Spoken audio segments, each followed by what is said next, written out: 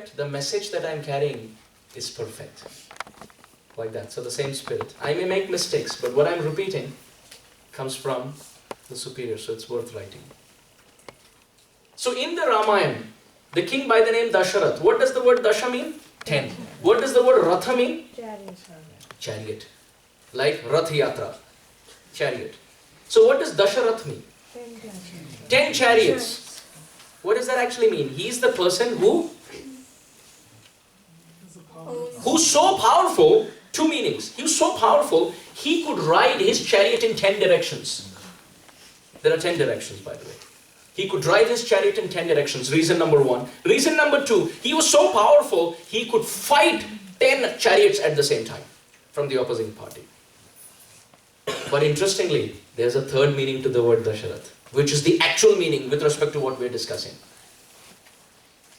We have 10 chariots in our body. And the 10 chariots in our body are the eyes, the nose, the ears, the tongue, the sense of touch, our legs, our hands, our voice, and our private parts. 10. These are considered to be different organs of the body. Kids, stop laughing, it's just a point. These are the 10 chariots. Dasharath is that person who could control all these chariots in such a wonderful manner that they would never go out of his control. As a result of which, he was living in a city called Ayodhya. The word Yodhya or Yuddha means battle, fight. And Ayodhya means no fight, which means peace. He who can control the 10 chariots of his body, which means a control mind like Yudhishthir, he lives in a city, an inner consciousness called Ayodhya, which means peace. And to such a person who's so peaceful, even God is ready to appear as a child.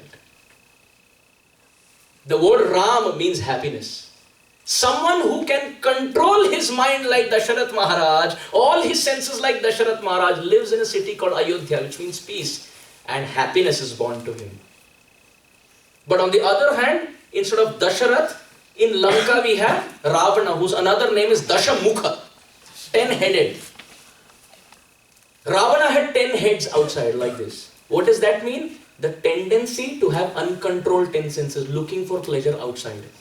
And such a person always lives in a city called Lanka, getting happiness by making others cry, called Ravana, and ends up losing the battle. So what is the point? The story that I'm scripting here, coming back to what we started off with. Mahabharat, villain, Duryodhan. Mahabharat, hero, Yudhishthir. Opposite, materially bankrupt, materially opulent. But he's bad and he's good because he was controlled by his mind and he controlled his mind. Ramayana. Villain, Ravana. Hero, Dasharath. Externally speaking, Dasharath lost his son. Dasharath lost his position as the king. But internally speaking, who is the victory? Who is the winner? Dasharath. Who lost it? Ravana. Ravana has everything externally, but he lost the environment within. So most important victory in this world is not the victory outside, is the victory within. It's very important. You know, I come from Mumbai. So in Mumbai, when the Sahara International Airport was being built, it's a big international airport. It's called the Sahara International Airport. For those who are from Mumbai, you'll know. And now it's like T2, and then Delhi has a T3, Terminal 2 and Terminal 3. Anyway, just FYI, just for your information. So the Sahara International Airport in Mumbai, when it was being built, there was a headline news on Times of India that one of the main officials in the Sahara International Airport, he was put behind bars. Why? Because he shot his boss. And this is a big thing in America also today. There's open firing. There's firing at malls. There's firing at schools, isn't it? Haven't we heard of all that? People give out licensed guns. Yes, just protect yourself. Because the opposite party has guns. You also have guns. And sometimes in road rage, you just cut over someone, over a lane, people are ready to shoot each other. So that official at Sahara International Airport was in the headlines because he shot his boss. And when he was interrogated by the cops, why did you shoot your boss down? He said only one reason. He didn't sanction a leave for me. Can you imagine? This guy went so nuts. Can you imagine his internal environment, what's happening with him? That just not sanctioning a holiday tipped him off to take his revolver and then he got to know, the cops got to know, that he was being instigated by his friends. Actually, the boss doesn't like you. Actually, the boss doesn't like you. He hates you. Actually, the boss doesn't like you. It was just fictitious. It was not true. It was just hoax. So that built up so much in his mind that when he didn't have his job holiday sanctioned, that kicked him off. The internal environment was so polluted. Externally, he was making good money, but internally, he was so polluted that he felt like finishing the situation. That's in India. Now, coming to Boston, where I did my master's, I was walking with my friend in Boston, and we saw a very wonderful board. And you know what it read? It read, dog psychiatrist. I asked my friend, what is this dog psychiatrist? He said, it is to treat mad dogs. I said, mad dogs? I've never heard of this. He smiled and he said, actually, when the owner buys the dog is healthy. But living with the owner who is mad, the dog becomes mad. And then to treat that mad dog, there is a psychiatrist. So can you imagine the mental mindset of the owner of the dog, that living with whom the dog becomes crazy?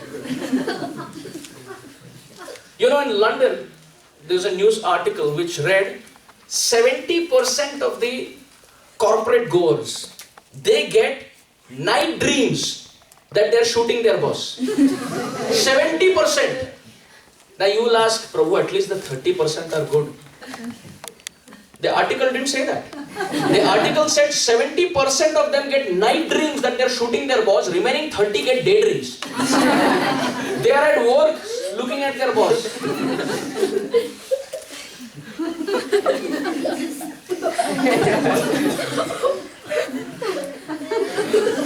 And then the boss taps you on the shoulder. What are you doing? Nothing. Just planning. So this is the mindset. Everywhere people are agitated. You just have fights over nothing. Now next year I'm going to get married. Talk about it. Talk about fights.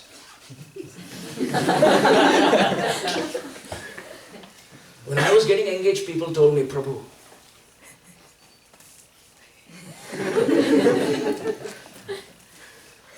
you were so happy. Why are you doing this? I said there is a very deep reason why. Till now my classes were always theoretical, were always in the air. But now once I get married and I feel the pinch, I feel the kicking, my classes will go deeper. They'll get more practical. I hope my fiancé is not watching this. But anyway, we can edit it later. So the point is, every household, they know it. There's agitation all around. There's fire, there's agitation, there's provocation, there's irritation, there's fights in every home. Love at first sight. Divorce at first fight. It's everywhere. One time one husband was sitting at home, he was reading the newspaper, his wife came to him and said, how do I look? Now that's a very tough question to answer. And she added by saying, how do I look? I just returned from the beauty parlor. And he looked at her and said, was it closed?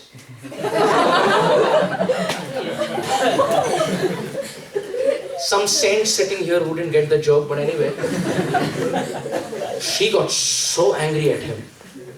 You don't appreciate me, you don't like me, everyone else compliments me, but I do so much for, the typical thing goes on.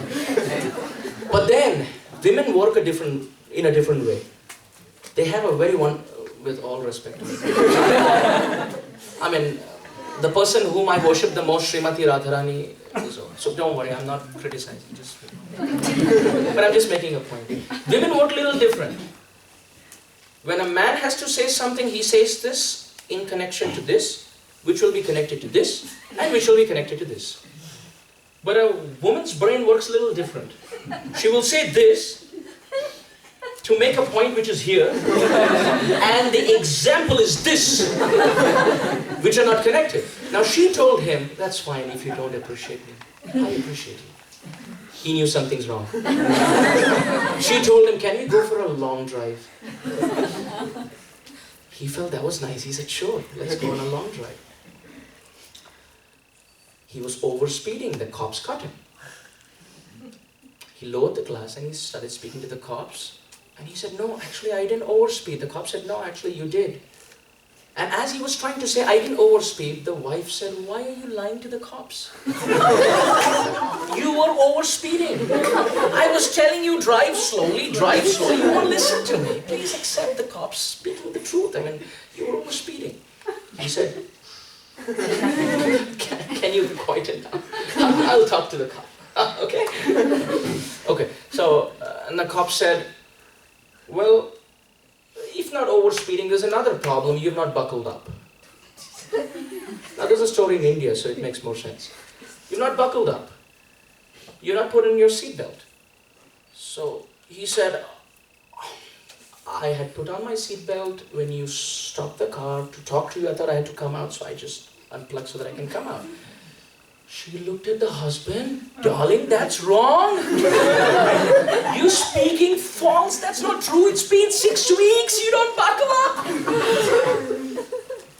The husband lost his cool. He said, let me deal with it, okay? Quiet. And the cop said, okay, let go of that. Do you see your car light is not working and it's illegal? You can get a ticket for that. You can't put your light off like this. He said, oh, it just got spoiled yesterday. The wife said, no, it's been like that for the last 6 months. The whole family's been telling you, work on this, you won't listen. The husband lost his cool. He said, can you keep quiet? The cop looked at the husband and he said, he looked at the husband, he looked at the wife, and he looked at the wife and he asked the wife, does your husband always talk to you like this? Now the wife is intelligent. She said, no, he doesn't always talk to me like this. He talks to me like this only when he's drunk.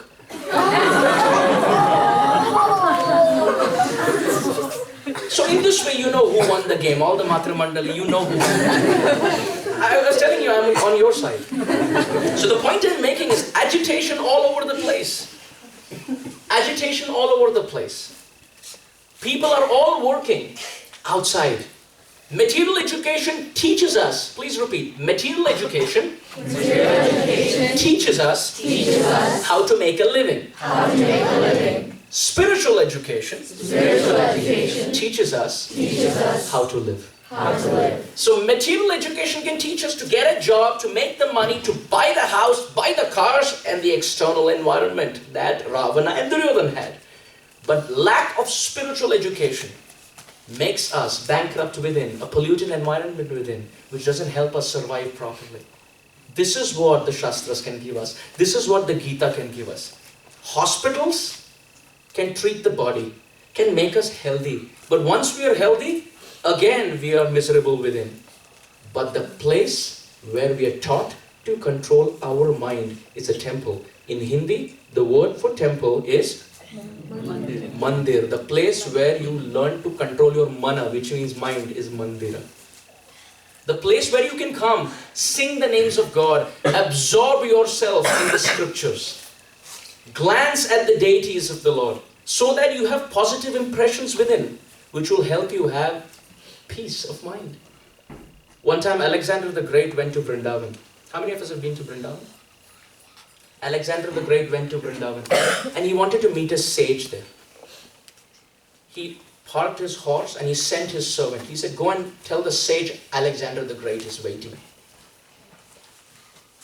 The servant went and told the sage, the great Alexander is waiting for you. The sage said, I'm busy chanting Hare Krishna. You go and tell him I'm busy. The servant came back to Alexander and said, the sage saying he's busy. Alexander got wild. He said, what? Does he know who I am? He said, yeah, I told him, but he's still not ready. Go and tell him about my achievements. Servant went back to the sage and said, oh sadhu, this Alexander the Great is really great. He has done so much. The sadhu said, no talking while chanting Hare Krishna. Prabhupada said, sit properly. So this went back and forth, and finally Alexander the Great lost his cool. He took a sword and entered the hermitage. And he told the sage, hey, do you know who I am? And he picked up the sword and placed on the neck of the sage and said, if you don't give me the right answer, do you know who I am? Do you recognize who I am? Sage said, yes, of course. He said, if you give me a wrong answer, I'll slit your head out of your body. The sage said, I know who you are and I'll give you a correct answer. Alexander the Great asked him, who am I? Do you know my importance? The sage said, of course. You are the servant of my servant. That's who you are. Can you imagine what went through Alexander the Great? He was wild. He said, I give you 30 seconds to explain. The sage said, it's very simple. I have controlled my mind, so therefore my mind is my servant. But unfortunately, my mind, which is under my control, doesn't trouble me, but your mind troubles you. So I control my mind as my servant, but the mind controls you. So you are the servant of the mind, and I am the master of the mind. So therefore you are the servant of my servant. My mind is my servant, and you are the servant to the mind. So this is the point. Alexander the Great, when he heard this, he dropped his sword and fell at the feet of the sadhu. And he said, what makes you so special? The sadhu said, greatness is not about winning the territory outside. Greatness is about winning the territory within. Srila Radhanath Maharaj says a very beautiful point. Please repeat. A person's greatness can be ascertained by his or her ability to tolerate provoking situations. How do you know who is great? Not by his achievements outside, but how well he can tolerate irritating, provoking, frustrating situations. If we get irritated quickly, we're not so great. But if we can tolerate and have a positive mindset through all of that, then we are actually great, even if externally we have nothing. So it's not about material possessions. Nothing wrong with that, by the way.